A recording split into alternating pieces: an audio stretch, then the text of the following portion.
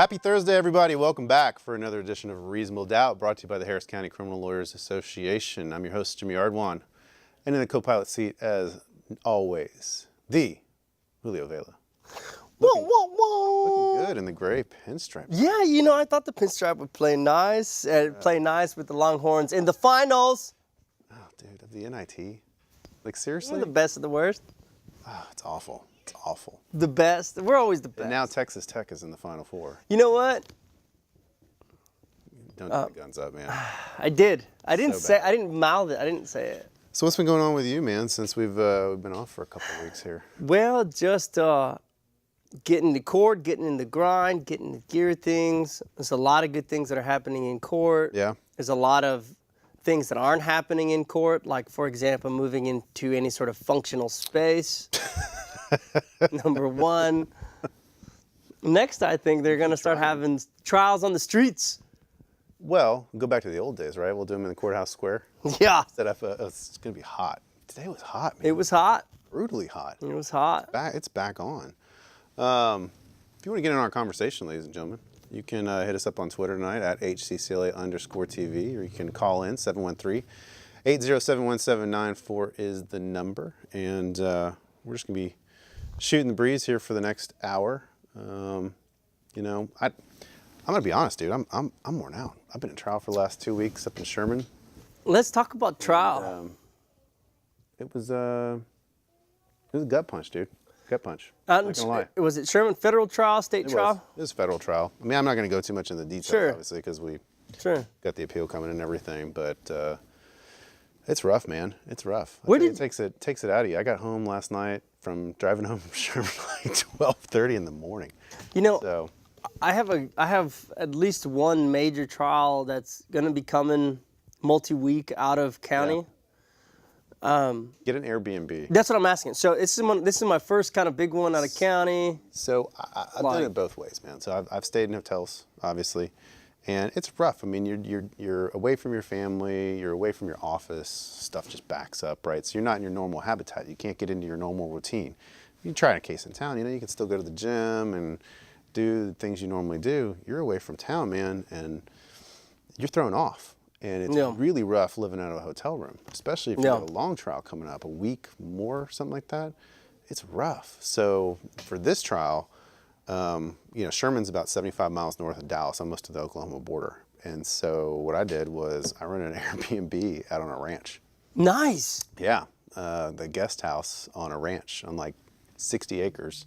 And they had a guest house that they made specially. It was their original house that they had on their property, and they built a new house. And so then they put this one to you know, kind of lease out for Airbnb purposes, and it was great, man. I tell you what, it was the way to do it, because you're actually in a house, and Did you cook breakfast?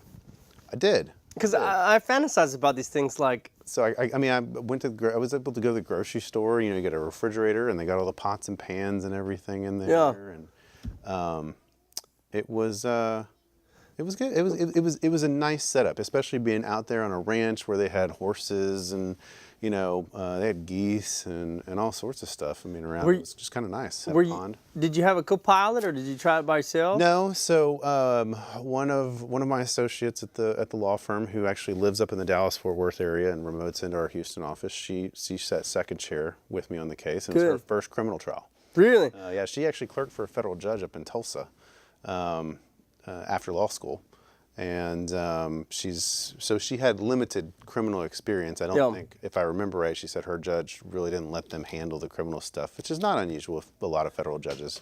Right. There's only a select few that get their law clerks involved in the criminal stuff as well in certain places. So I think every judge is different. I mean, you know, the one I just tried this case in front of, his clerks were eminently involved in our criminal case. Well, and I think that goes for saying in the profession as well. When you're dealing with a criminal matter, it's just different. It is, and I mean, so she was a little. It was an eye-opening experience for her in terms of how the process goes. Strong. Yeah. Well, I mean, just, you know, that the rules in criminal court are very different from civil court. Sure. And so in terms of, you know, how the rules of evidence work, how Yeah. how pretrial Yeah. works. I mean, it's Yeah. it's a very different world. I mean, once you get in the ring itself, I've always said this. Once you get in the ring, trying a case is trying a case. I don't Right. care whether it's a speeding ticket, Right. whether it's a DWI, whether it's a bankruptcy case, a civil case, a federal criminal case. I mean, trial's trial. And the things you do, picking a jury, doing an opening statement, cross-examining witnesses, doing a closing. That goes to cross. I mean, same the thing. cross. It's there's no dance beforehand. Well, no, but I mean, the difference is, I think what we do, okay. I mean, the essence of what we do is really having to think on your feet, right? Because we either have zero or very limited knowledge of what the witness is going to say until they actually hit the stand. I mean, we don't have discovery. Right. We get discovery. We get whatever the state's evidence is, and we get it produced to us. We don't get to depo. I mean, we do in some occasions, some particularized occasions, to get a deposition of a particular witness, but it's not like it's a rehearsed dance. Well, and it's not like we get routine depositions. I mean, we can't just send out a depo notice to HPD and say, hey, we're deposing the police officer. Yeah, right. I can see how that would go. Yeah, sure. So it's I don't know, it's different, and I think she learned a lot, and she did fabulous work on. I had her handling all the pretrial motions and drafting. We had some real substantive legal issues that needed to be addressed pretrial. So it was kind of good because it allowed me to focus on, how was I constructing the theme of the case and the attack of the witnesses on cross and everything, while she was handling the legal motions and preparing those to argue, drafting them, filing them, and ultimately arguing. It really takes two sides when you're crafting a defense. One is strategery as to, okay, there might be some things that we should object to but don't, or maybe misdirect here in order to gain an advantage over there. And that creative part has to be complemented with the motion practice. Yeah. It has to be complemented. Well, and look, I mean, I think you can get away, obviously, in a misdemeanor case with not having a second chair lawyer who's focused solely on the legal issues. But I think if you get into a complex case, whether it is a federal white collar case, whether it is a capital murder case in state court, or some other kind of complex case, something that is going to be where the evidence itself, the presentation of the evidence is going to take more than a week. Right. You really need to have job duties. You need to have a delegation of duties, so to speak. And I think it is important to have somebody who can focus on the pretrial motions, knowing what issues to preserve, going down that checklist and saying, okay, here's what we need to preserve, because really it's two different mindsets, right? I mean, it's a total different mindset, in my opinion. I mean, there are some lawyers who are very, very good at being both a brilliant appellate mind and an excellent trial lawyer. Sure. I'm not. Right, I understand. Yes, you guys are great. I make no bones about it. I mean, I know it's phenomenal. I know when I'm in trial what issues I need to preserve, what I need to object to, and do that. But the briefing ahead of time, I could do it. It's just it's not my strong suit, and it's not really what I enjoy. Right. I mean, of course, when I was a young lawyer, I did all the briefing. Sure. I was the second chair lawyer doing all the briefing, on the big cases as I was learning to get up. And so, well, before you went big law, I mean, you ran your own. I mean, you went up that way. Then you ran your own successful practice. Yeah. And it was you and Hughes, Audubon Law. It was just me. So I had to do it all. Yeah, I know. I had to do it all. I know. So yeah, it's a different world. I mean, being in big law, and I say big law. I mean, it's big law. You hear about the stuff about Jones Day? I did. Holy crap. Right? I thought that was a Facebook meme or like. No. That's some bad stuff, man. What stuff? So. For those who haven't seen it, Jones Day got sued up in Washington, D.C. by a number of female partners and associates. I think right now they've got 200 million? Oh, I think it's more than that. Now? Yeah. No, because I think they have 2 named plaintiffs now, and at least 4 others. Here, let me see if I can find it. But they're a worldwide law firm, aren't they? Oh yeah, they're huge. Let me see if I can find it, because I mean the allegations, are basically that it was a male-dominated club that women could not only not advance, but that they were discriminated against if they wanted to get pregnant, if they wanted to start a family. They felt like they couldn't take leave. I think there was, I believe I saw one story about one of them who had a miscarriage and felt like she couldn't even take time off to process the miscarriage. Well, I mean, there's really bad stuff. There's a movie that came out about it. It's called Devil's Advocate. I think you got it confused. I'm kidding. No, I mean, so it's, no, you're right. It is a $200 million lawsuit. But the interesting thing, so Jones Day, what I was reading is that they have one managing partner, and he decides all the compensation that you get. Head of the food chain kind of style? Yeah. So there's not like, it's moly. one managing partner who basically decides everybody's compensation. Mr. Day? No, I forget what his name is. Mr. Jones? No, the dude. Those are probably the original partners from years ago. But no, it's a bad look for sure. Well, and it's not as though the plaintiffs, are they going to stay with the firm? No, they're gone. One of them is now at Oric in Los Angeles, if I remember right. Let me see. I believe one of them, she's now at another big firm in their Los Angeles office at Oric, and then the other has moved on to another firm as well. Those are the 2 named plaintiffs right now. I don't know what the others are doing, but Jones Day is one of the biggest law firms not just in the country but in the world. What would $200 million make a dent in them? I don't know. Do these people have billions? Or? No, they're a $1 billion revenue firm. God. Yeah. That's amazing. They're not playing around. Yeah. They're not playing around. Yeah.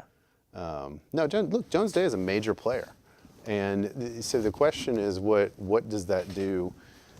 Are they actually going to come out and try to defend their actions, or are they going to use it as a wake-up call to say, hey, we need to change the way we're doing business and start to make some internal changes? Because the thing is, what you see is, I mean, look what we have going on socially in the courts. How many women judges do we have now? Mm-hmm. Minority judges do we have now?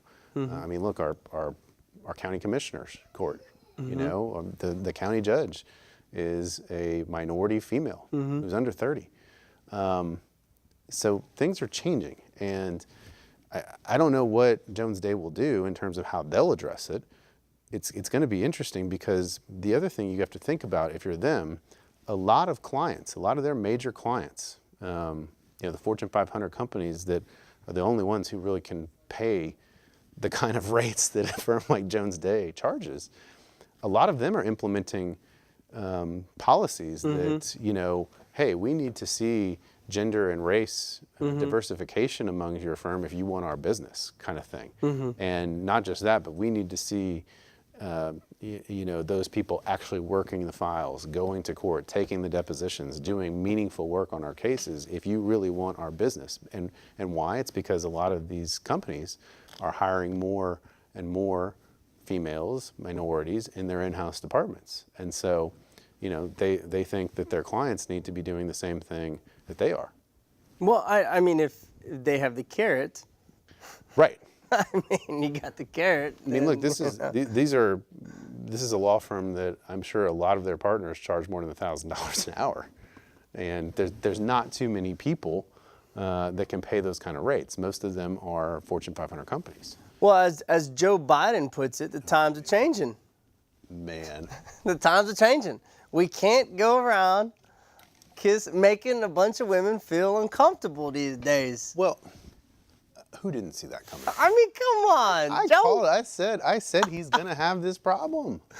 I mean, this is not a surprise, but I do think, I don't know. I mean, look, I hear what you're saying, and I hear what they're saying about it's not just rape that constitutes the problem here.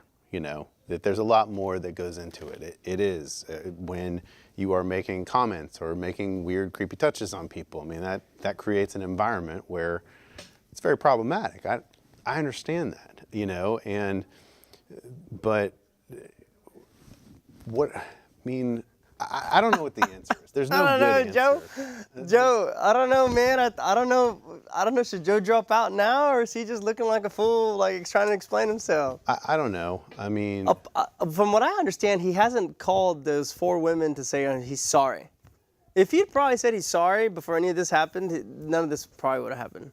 It's the classic man can't say they're sorry. well, It's the classic, like, just say you're sorry. no, you can't. I mean, look, there's no good answer for it, right? You know, I mean, everybody's kind of walking on pins and needles. What can you say? It's like you can't even say stuff that's a joke anymore without people getting offended. I mean, that's why our comedy stinks these days. It's because everybody's so woke.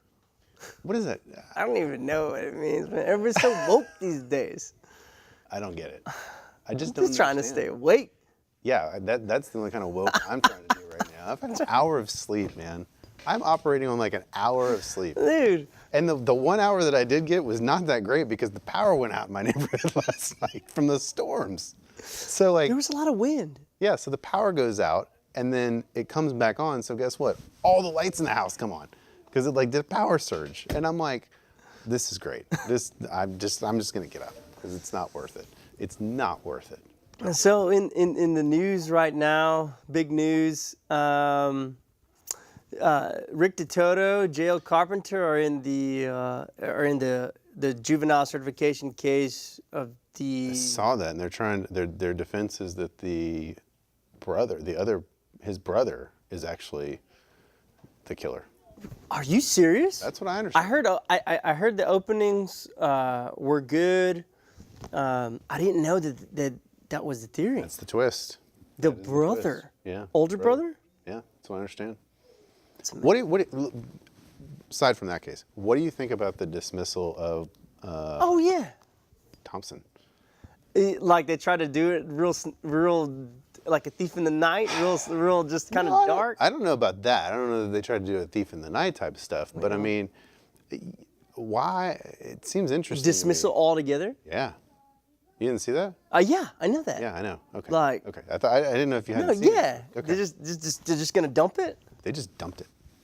I don't think Saying that there wasn't enough evidence. I don't think the wife is if any culpable as the husband, if any. You don't? I don't think so, man. I don't think so.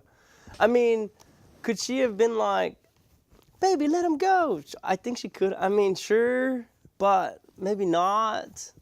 I don't know. To make her. So they came out and said, I don't know if it was necessary or not, but they felt the need to add that her employment with former employment with the sheriff's office had nothing to do with it. Like, why do you need to add that? I don't. Politics. I mean, it's like, I mean, they had to. Otherwise, I mean. Right. If it didn't have anything to do with it, why are you going to say it? Why are you going to say it, right? I don't know. I mean, it's. But how many cases have we had to go to trial on? Oh yeah. Where, there was far less evidence against our client than being on video with it and letting people decide for their own. I mean, I'm not saying she is or she's not. I mean, I don't. All I saw were the news reports and the video clips on the news, so I'm not sure. And we never heard the prosecution's evidence presented. Correct. So, was she indicted or was she not? Did the people say go forth? I think so. Well, she was indicted. I mean, the people said go forth. And allow us to remember, go forth. Yeah. 2 years from today. Respect. Seriously. It was 2 years from today. Something like that. No, Their memorial's up. You're thinking of Clint Greenwood. There was a go forth memorial. Today? Or a couple days back, around the same time. Okay. With respect. Well. I don't know what happened. What do you know the epilogue to that? I don't. I don't know either. Never followed it up. Did he just go into a mental institution Probably. to waste away? Probably. Probably so. Twilight Zone. Twilight Zone stuff, man. I know. Twilight Zone. I know. It's nuts. It's absolutely nuts. What other crazy things are in the news, man? Let's see. So, We got a ton of crazy stuff with our Longhorn basketball team. Going into the NIT tournament. you know what was crazy? Watching Rick Barnes coach in Tennessee. That was kind of crazy. You know?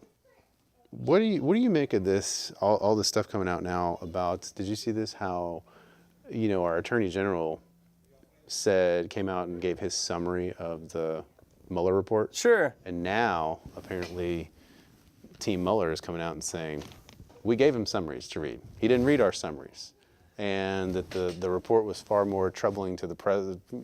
Could have caused far more trouble to the president than what our Attorney General led people to believe. At least that's the stuff that the New York Times is tweeting out. What do you think about that? I think that there's going to be at least 10 movies, 2 directed by Oliver Stone, 1 by Spike Lee, 1 or 2 by Robert Rodriguez, about this. I think that this goes so deep that we will be talking about this for the next century. Assuming that the United States is still in existence. You're going that far. I'm going that far, bro. Why are you going that far? Because. You think we're coming apart at the seams? Dude. It's crazy. I mean, we're talking about shutting down the borders. We're talking about no avocados. We're talking about No people. avocados from Mexico. Avocados. Well, there's a bunch of different Mexican countries. I don't know. So do you think, like, if we actually get the full report, if the Democrats are able to bring the full report out, that it could, cause anarchy? No.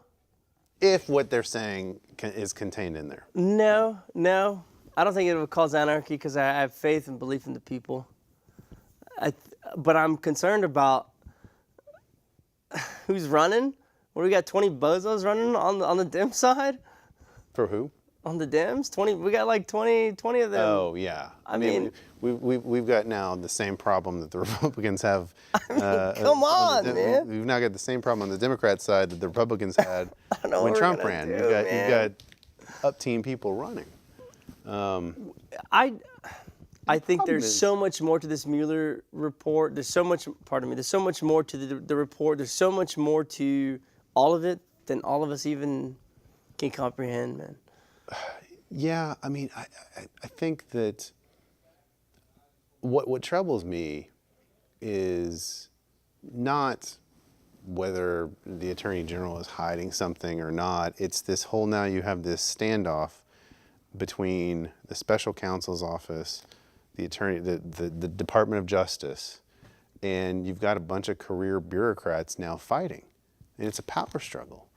And I don't know, man, it's a real, that's what's troubling to me, is that we have all these people who have been at high levels of government. I'm not just talking about congressmen and senators. I'm talking about people at the highest levels of the Department of Defense, the Department of Justice, all that stuff. They've been there for years, And if you see what goes on in the courtrooms, and I think the same thing happens at the state level too.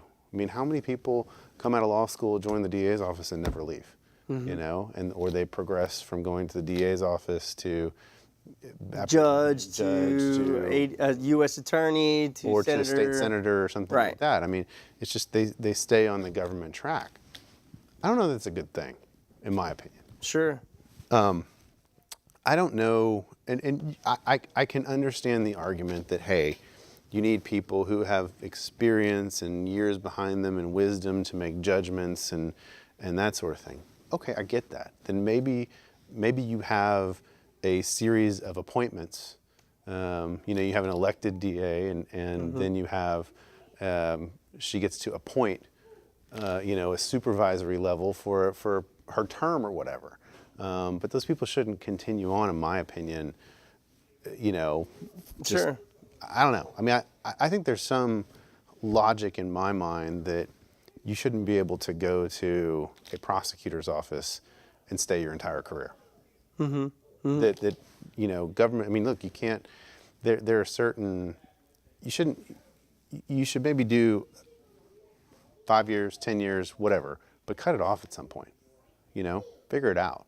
And then if you want to bring back people who have had experience, okay, bring people who have gone out and had some experience outside the DA's office, who have perspective, and that you can bring back in. And same thing, I think, at the federal side with the U.S. attorney's offices and stuff. I mean, look, I know a lot of great people who have been at federal prosecutors for a long, long time, but I just think institutionally it's a problem because you have these same people there forever, And well, and to institute change, we've seen locally, you have to remove them, and if they're not removed, that change can never happen. Or it makes it more difficult. Not only that, but we always talk about these policies, right? Right. This is the district attorney's policy on things, or this is what the U.S. Attorney's Manual says. These are our priorities for prosecution. I mean, what are we saying now? This,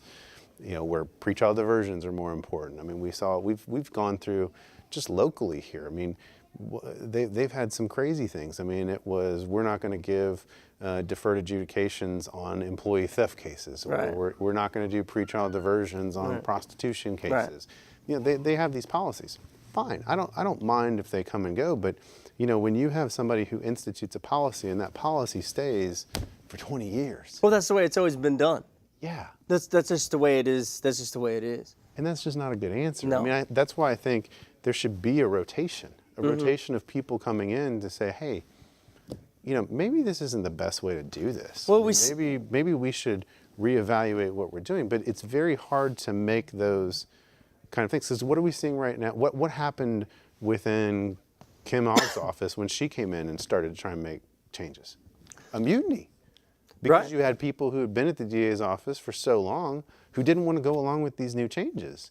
And same thing happened under Pat Likas when she came in. A lot of people did not want to be part of the changes that she made. So you had a quasi mutiny there. And so, I think there is some logic to say maybe people shouldn't be allowed to just be in civil, in government service for their entire career. I heard Todd Overstreet's running for DA.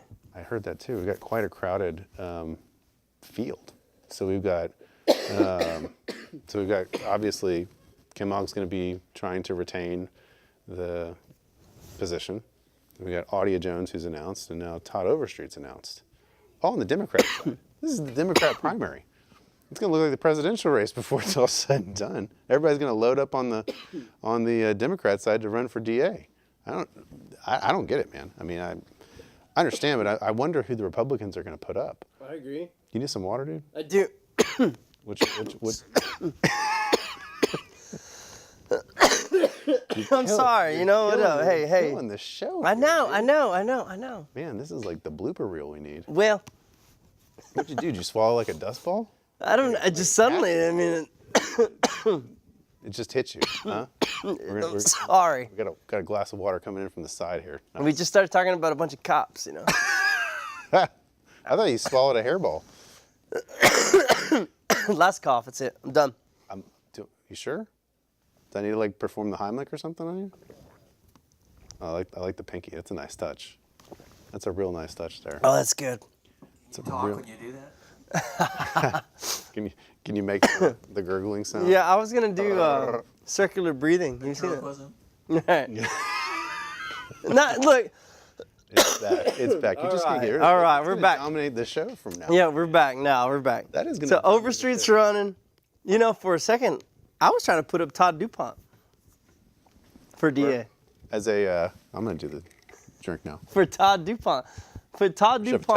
Todd DuPont for district attorney. I mean, you could put why not just load everybody in and load them in the primary? I mean, the Republicans haven't even decided who they're going to put up yet. They better put up somebody good. I mean, I'm thinking Kristen Guinea.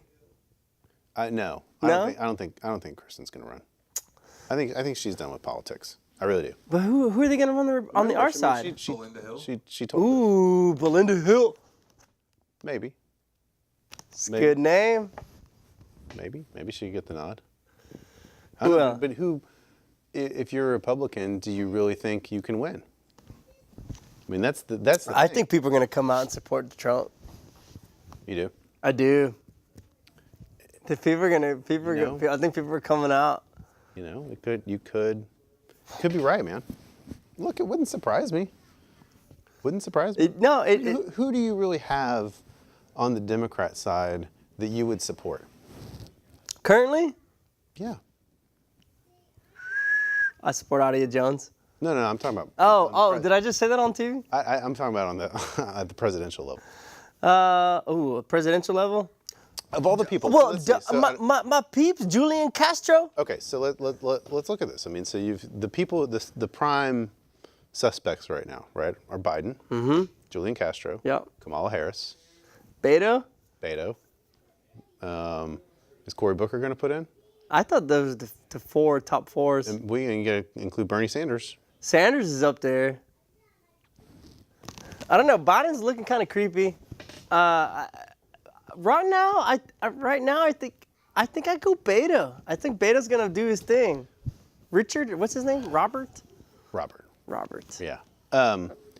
Look, I think Biden is going to have his creepy old man problems, I think that's a big problem. and that could be a big problem. It's a big problem. Bernie's a socialist, I think that's a big problem. and I mean you've got the AOC people and everything else. He'll get that vote, but outside of that, I just can't go there. I can't go there. Can't do it. Yeah, sure. You know.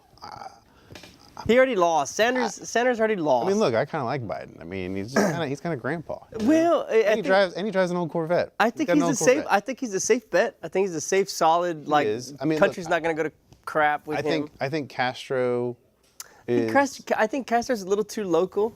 Yeah, I don't think he has enough national presence. I think the problem with Kamala Harris is I don't think she's genuine, in my opinion.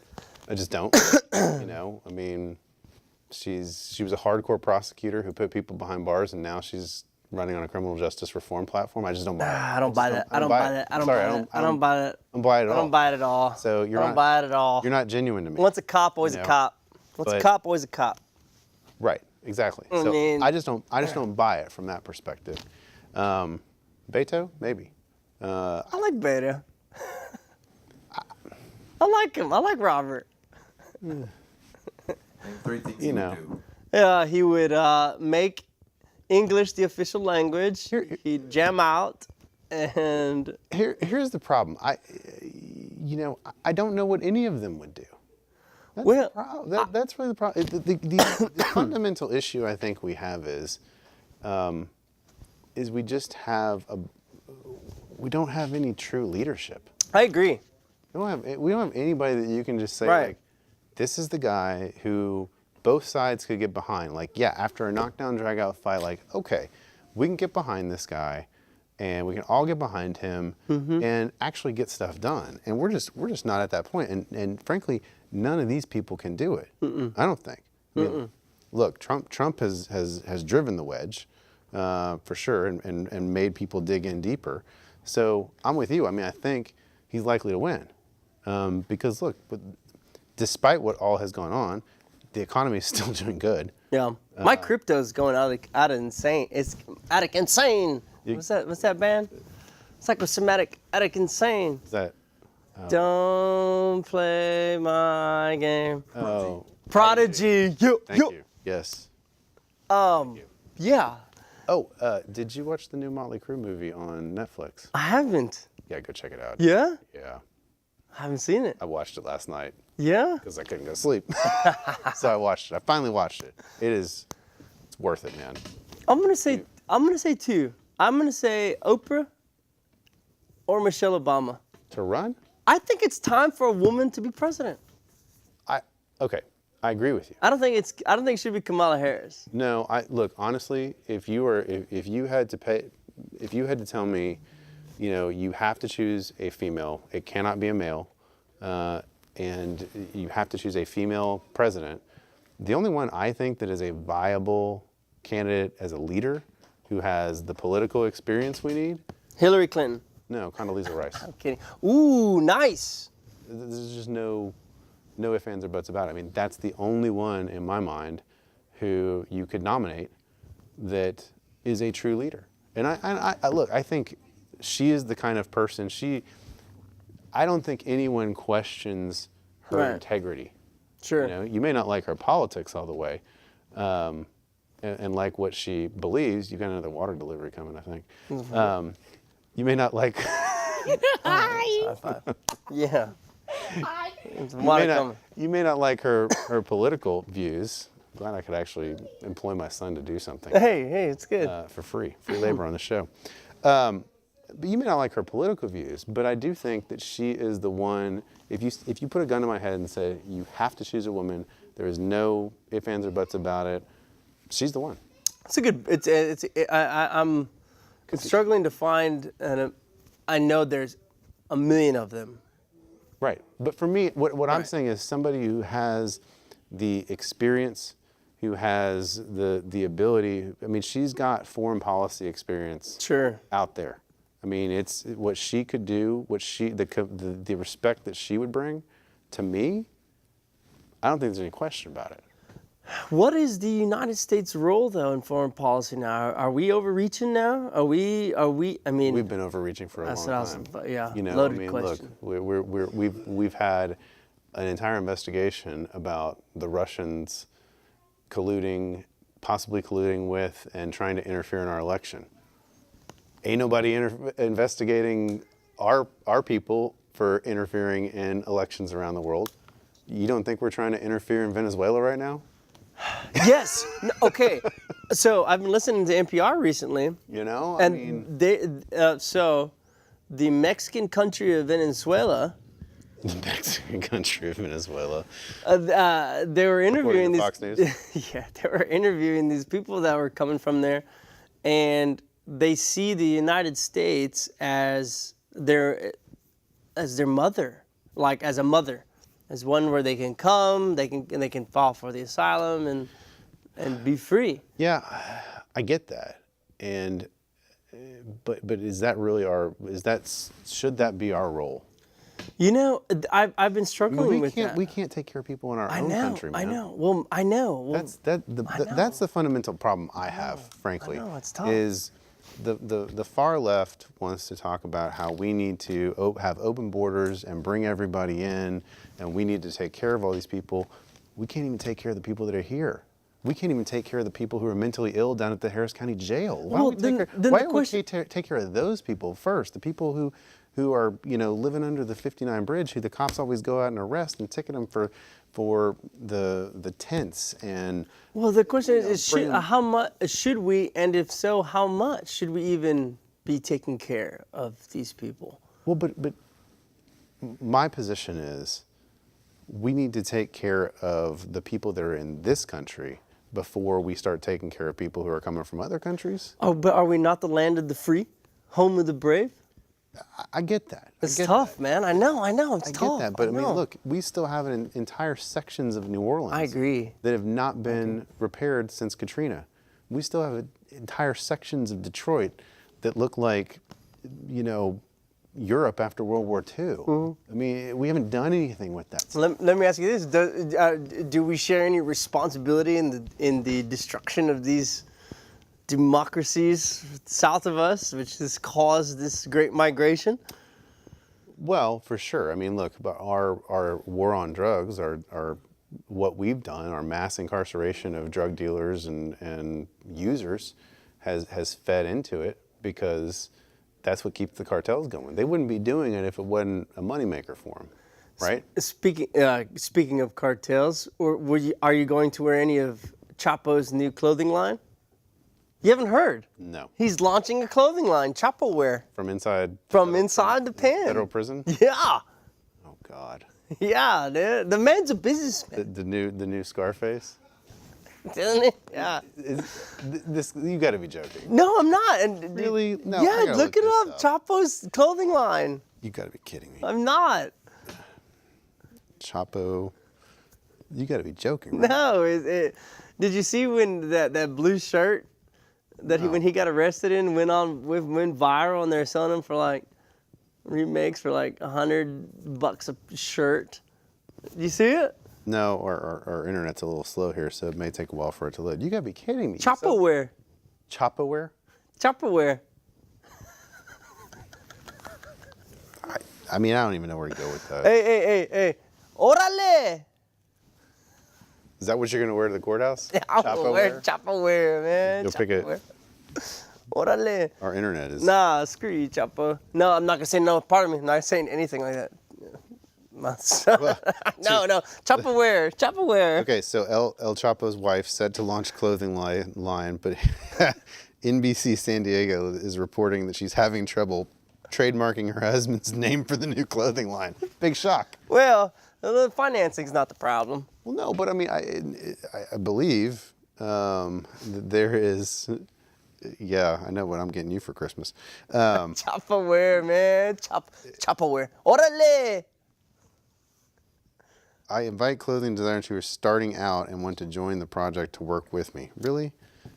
Here it is. This should be just. She's dubbed the line El Chapo Guzman, JGL. Chapo, I like Chopperware better. I think you should start JJV. JJV? Yeah. JJV. Yeah. I don't know. You need to come up with something creative. Well, I already have it. It'll be a big black rooster. And it would just say Gallo Negro. Are you going to sell it outside the courthouse? Flea markets. Flea markets. I think you could sell it outside the courthouse, frankly.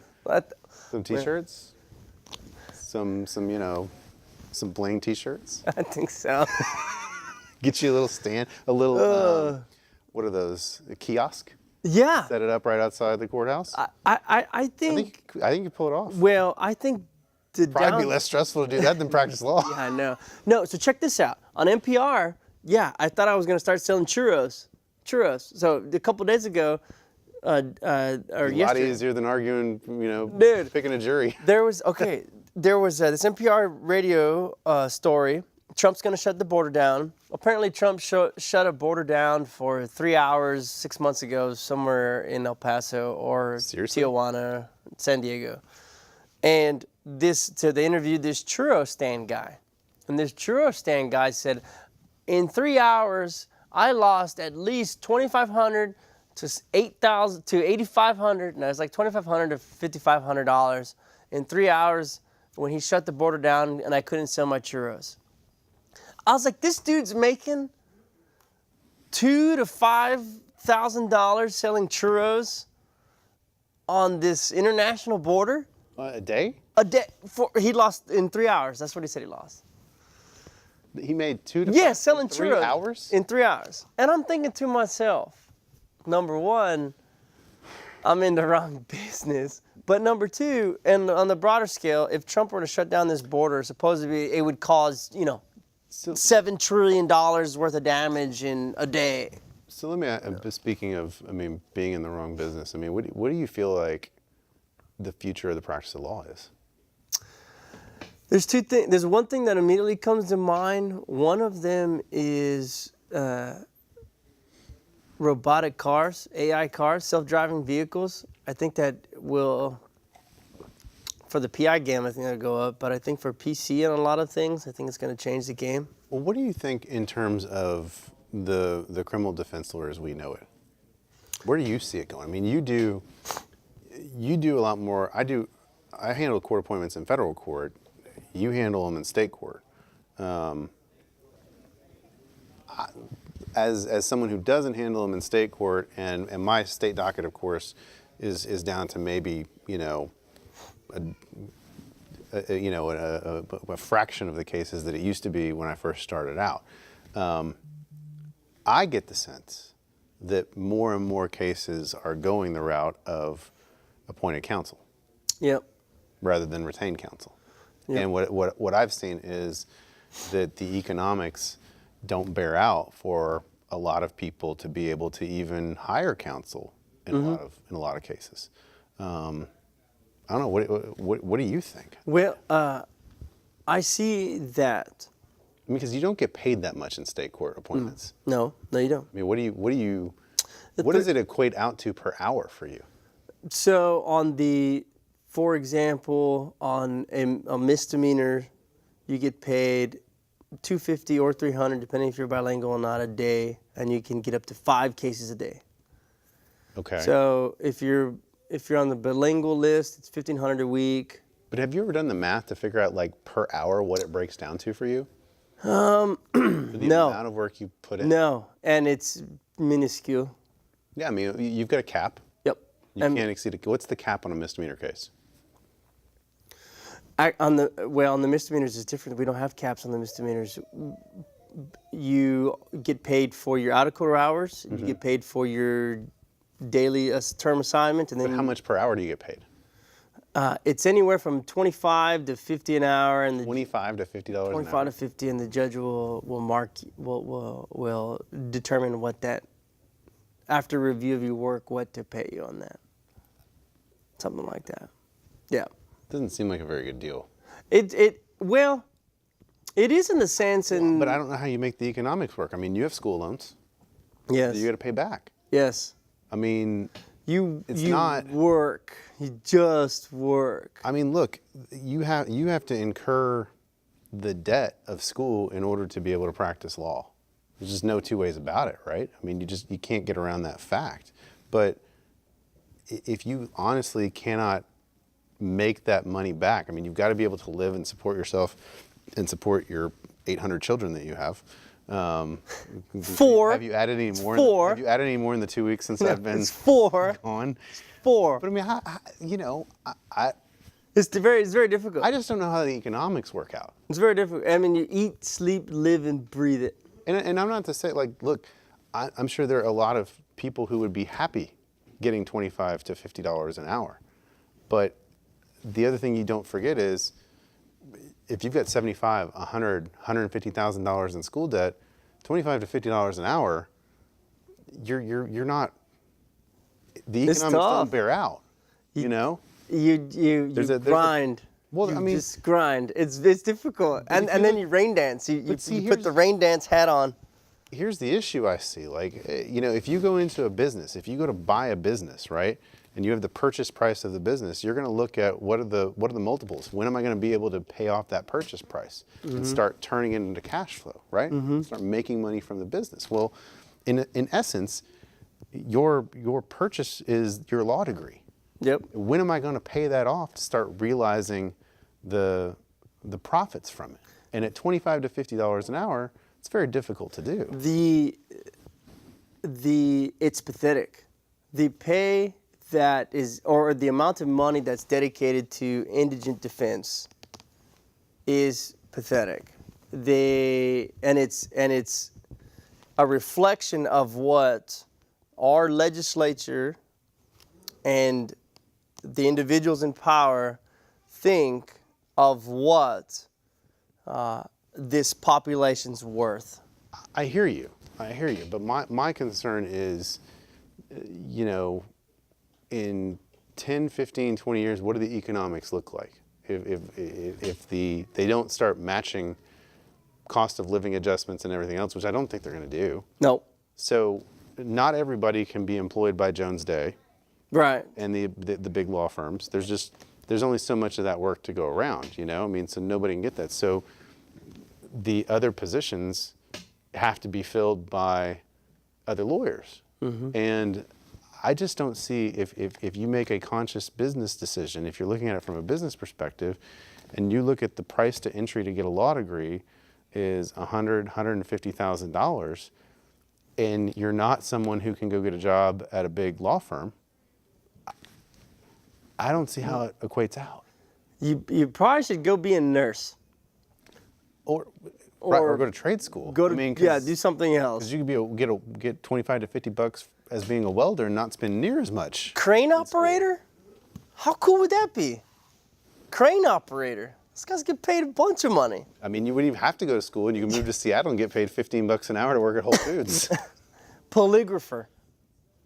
Yeah. Polygrapher. I think that would be great. My concern is that you're not going to have, you are essentially going to have the government at some point. I mean, you already do, because of the fact that you have so much appointed counsel work. The government is now controlling the defense side of things. And that's Well, and I agree, and I think that's a problem. It's the same thing. It's akin. It's similar in the same regard where insurance companies dictating medical treatments. we just had a comment. It's called indigent defense because it makes you indigent if you're the defense lawyer. That's pretty good. I mean, you know what? It's tough though. I mean, It's tough, but I will tell you, God, those not guilties feel good. yeah, They feel good. they do. This is a business though filled with where the highs are really high and the lows. The highs are high and the lows are low, man. And they're lonely. Even Yeah. the highs are lonely. Yeah, that's true because nobody really other than our circle, nobody really understands how tough it is to actually get one of those. Yeah. It's not like they're just flying off the No. shelves. It's a glitch in the matrix. So, I don't know, man. It's a weird profession. Well, It really is because it's like you said, the only people who really get it are the people in it, right? And it makes it very tough. And it's not one of those things. Our business is one, and I've said this before, and I'll say it again. It's not like being Tiger Woods. It's not like being Rafael Nadal. Okay, it's more like being Mike Trout. If you're really good, you have no control over what's around you. You know, I mean, look at Mike Trout. He's the best baseball player on the planet. Now the highest paid player in the game at $400 million or whatever he got. He's on the Angels. The Angels are terrible. They're a terrible team. And it's like you can be the best lawyer, technically the best lawyer in the world. And if you do criminal defense, doesn't matter. Doesn't matter. no, it doesn't. Because you can't control, one, the facts of the case. Two, the deck is stacked against you. From the jury instructions that are given to, frankly, the jury pools that come in.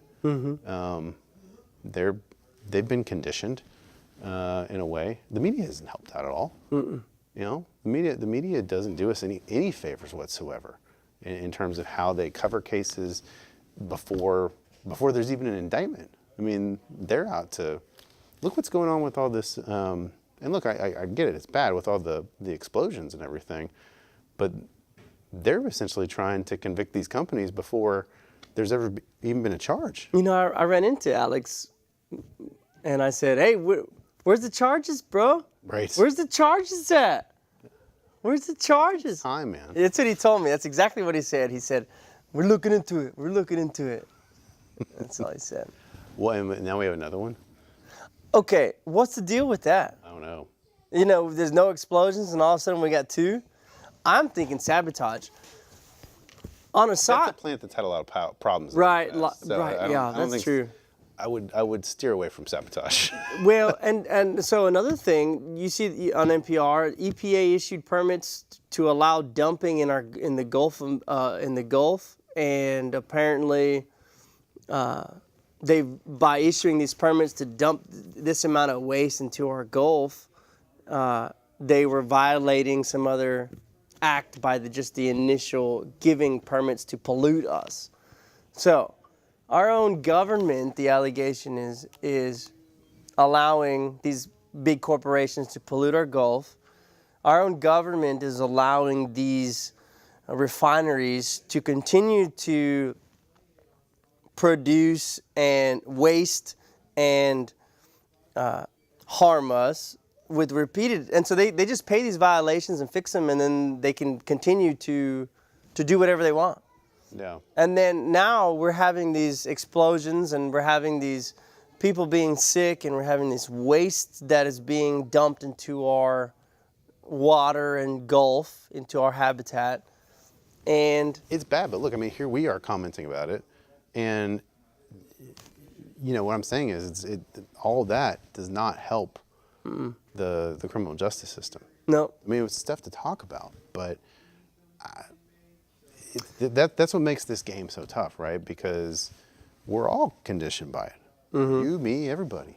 I mean, Think about it. We're not any different from the rest of the public just because we're lawyers and we do defense work. I mean, I don't know necessarily that if I walked in for jury duty, I'd be any different. I mean, would you? No. You know? I would go in there with my own biases and experiences, and Right. I mean, I'd try to set it aside. I would try and do my best. Probably get struck, but Yeah. I mean, well yeah. Because I think you and I can think within the vacuum of this is the law we have to follow, right? Yeah. I mean, I think we could, even if we didn't like it, but I think if we could do a legal analysis and say the state didn't prove it, we wouldn't have a problem doing that because we understand it, we get Right. it. And I think people who come in for jury duty, I think we've done a bad job in educating people on that, you know? Mm-hmm. And well, so many times we see, so the law was designed to save, not to destroy. So many times that we've seen the jury. The laws were designed to protect from government overreach. Right. And so many times we have seen the government overreach. Well, but now the pendulum has swung that we've given the government, both the state and federal, prosecutors, we've given them a 5-mile head start. Yep. With the way the jury instructions. I mean, look, in the state courts, the state has a right to a jury trial. Why? Why? Why? Well, and how some that would should- argue that I mean, recently there's some sort of case law that might suggest that the state has no right to a jury trial, at least in a misdemeanor court. It's ridiculous. It is ridiculous. The concept that the state has a right to a jury trial is ridiculous. Mm-hmm. The fact that in state court we can't even get a definition of reasonable doubt is absurd. Mm-hmm. Okay, we can't define it. It's not like the definition in federal court is all that great. Yeah. It's like this long, way too wordy thing that it causes more confusion when you put it in conjunction with the rest of the instructions that you get. So, I don't know, man. I don't know what the solution is. We're out of time, dude. We've been rambling on. Well, ramble on. Hey, what's up with the Longhorns? Are we winning? I don't know. I think, so unfortunately, I know we announced that we were supposed to have Genesis Draper on tonight, but she had to reschedule to next week or some other time. Looking forward to it. Hopefully next week. We'll see. I don't know what the score is. I can't find it. Our internet's not working all that well. That's all the time we got for this episode of Reasonable Doubt, ladies and gentlemen. For my co-host, Coolio. Yeah, I am I Coolio. just called you Coolio. I am Coolio. Yeah. That needs to be, you need to be Coolio. What was that JJB. song? What was that song? With my money on my mind and my think that was mind on my money and my money on my mind. I don't think that was him. Coolio. Yeah. What was the song?